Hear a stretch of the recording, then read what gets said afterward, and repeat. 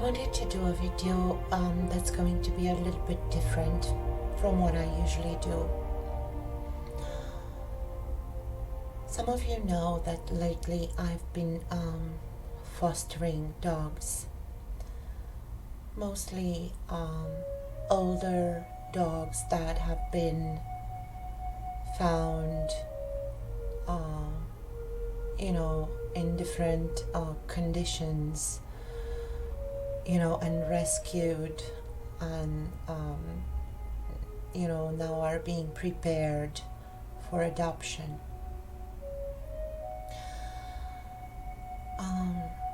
And I can say that this experience has taught me a lot.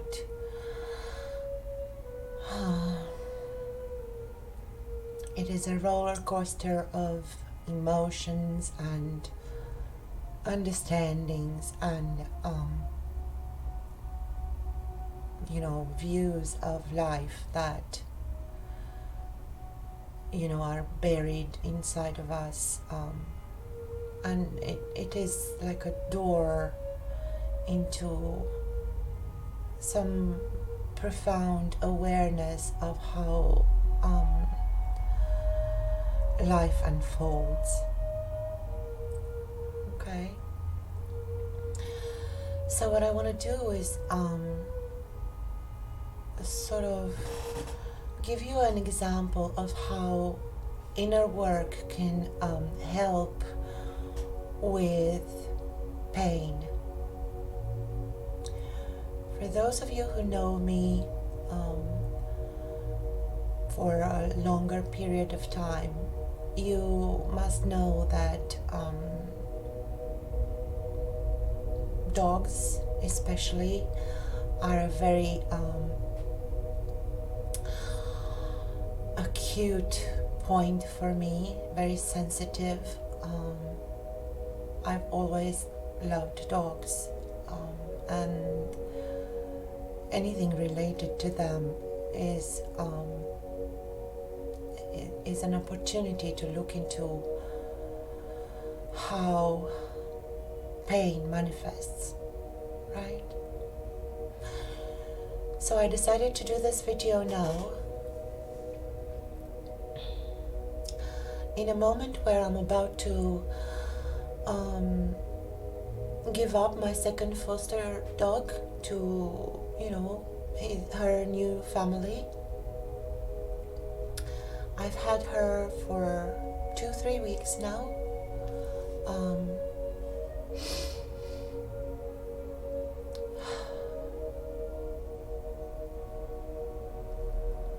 The first thing that I notice is that, and probably that you notice, is that my voice is a little bit trembly, that I'm having trouble breathing, and that I am having to be very focused to not start falling apart. But luckily I have some tools that I want to give to you.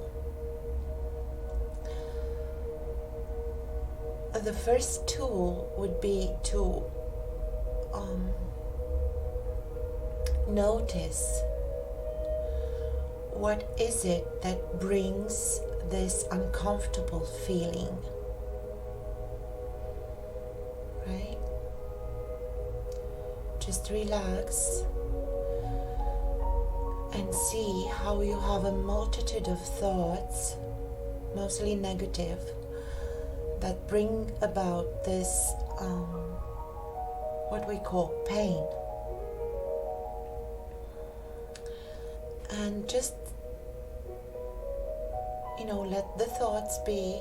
You do not have to push them away, to judge them in any way.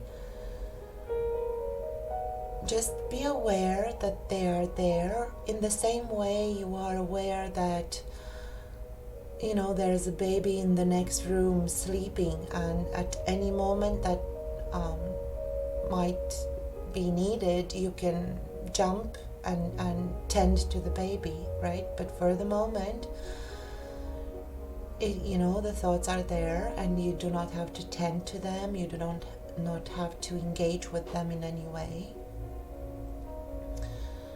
So in this particular case,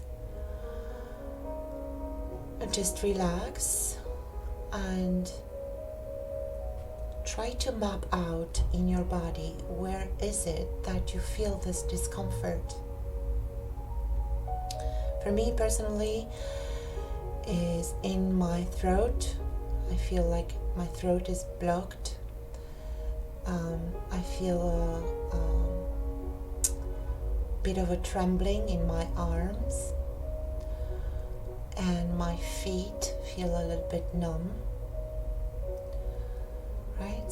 So I am aware that somehow I associate these sensations with the fact that the dog is going to leave and I'm going to lose her. Right? Now, the picture just changed, and I have had a supplementary trigger to what I am already experiencing through seeing this picture in front of me of a sad dog. Okay?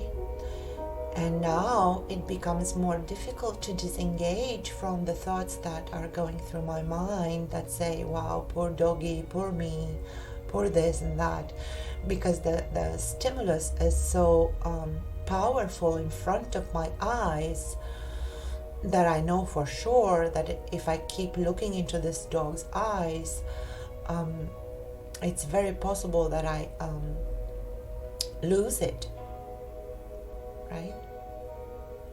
Because there is a story in my head that this dog is sad, that I'm sad, that this is a tragedy. How am I gonna get through this? Stuff like that. So I suppose, I hope you can hear in my voice that I'm having troubles dealing with this. Okay, and this is healthy. This is normal. All right.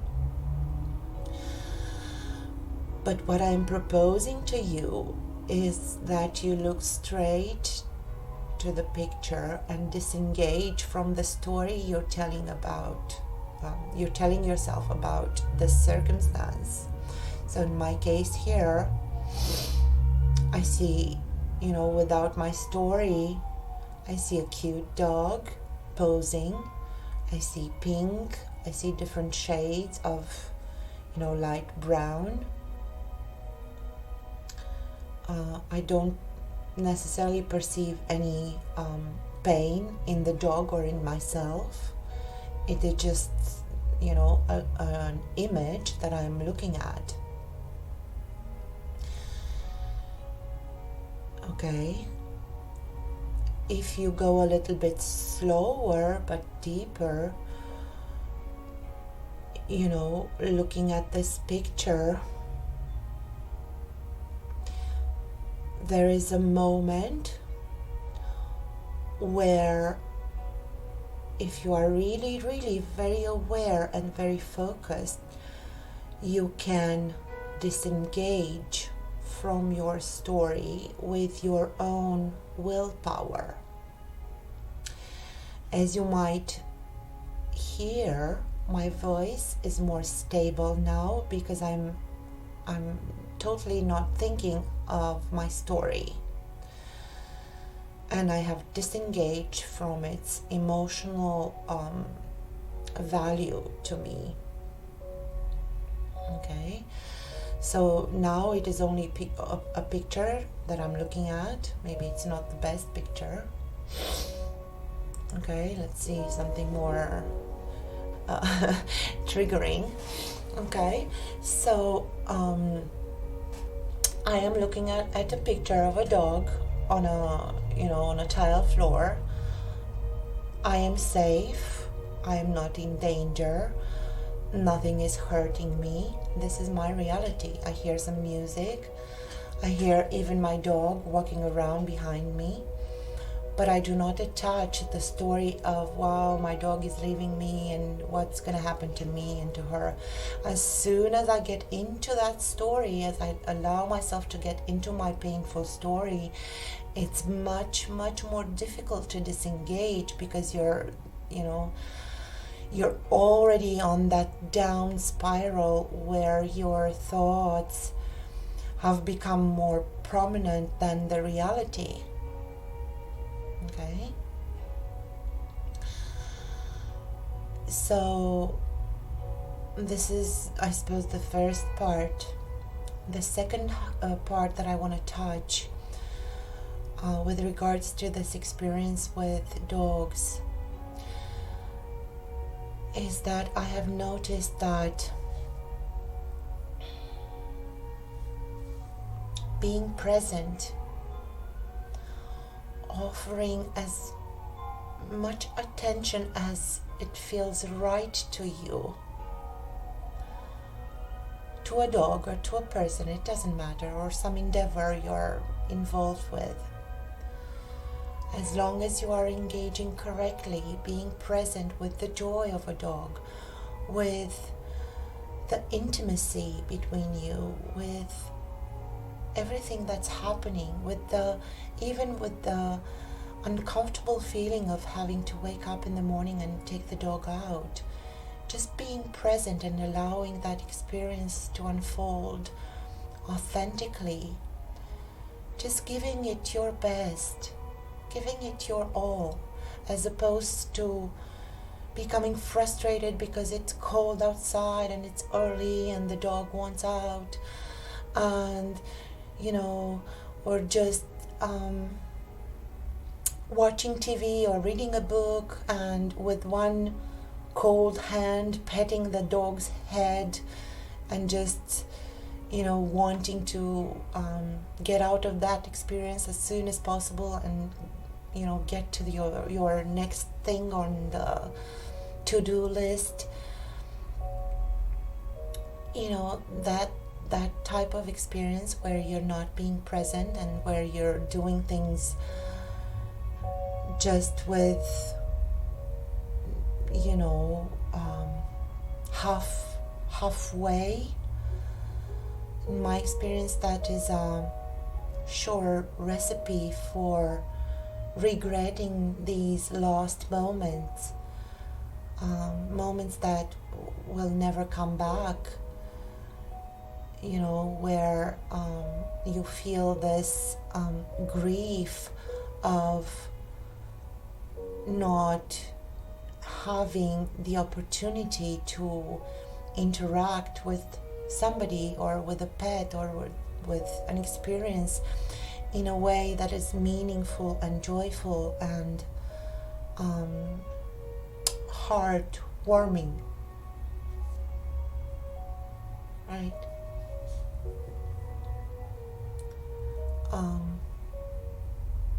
And your body might need to release some of these feelings you've mapped out, like this blockage of the throat or some constriction you have in your tummy or something, and you might cry, you might just feel the need to lay down and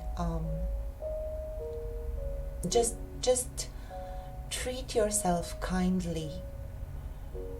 Just realize that there are things that you do not understand about how your body works. You do not know how your heart beats or how breathing is being made, right? And just allow it to be. Just allow it to be there, but without attaching some meaning to it, because that meaning is what entertains the experiencing of the pain. Another thing that is counterproductive is to keep staring at a dog, like I'm doing now. I can do it because I'm used to doing this work, and I can go fairly deep. But if you are at the beginning of this work and you keep reenacting that pain by looking at the image, or by constantly thinking back at what will happen to me when this dog will leave, or what will happen to me when this person disappears, or whatever, the opportunity is not there to actually heal that. It's just like as if you kept punching a blister. Okay, so what else? I also want to say something that I've discovered with these dogs that I've had. I have come to realize that,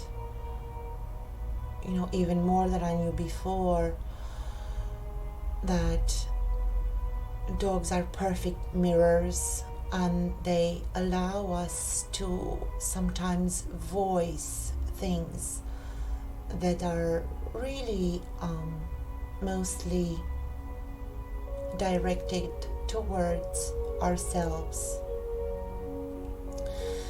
So you might, be interacting with the dog and talking to it and expressing something along the lines that you are beautiful, you are safe, I love you, you're naughty, but I love you anyway. Let's take a break, let's go out, let's play. I'm gonna give you something good and healthy to eat. I'm gonna interact with you in the best way that I can. And if you look closely, you will see that actually you are saying all those things to the dog,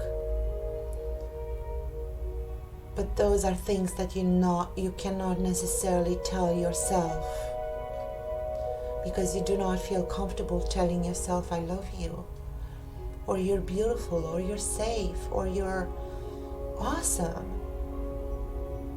because of all of the imprinting, that this is egocentrical, or whatever you call that, right?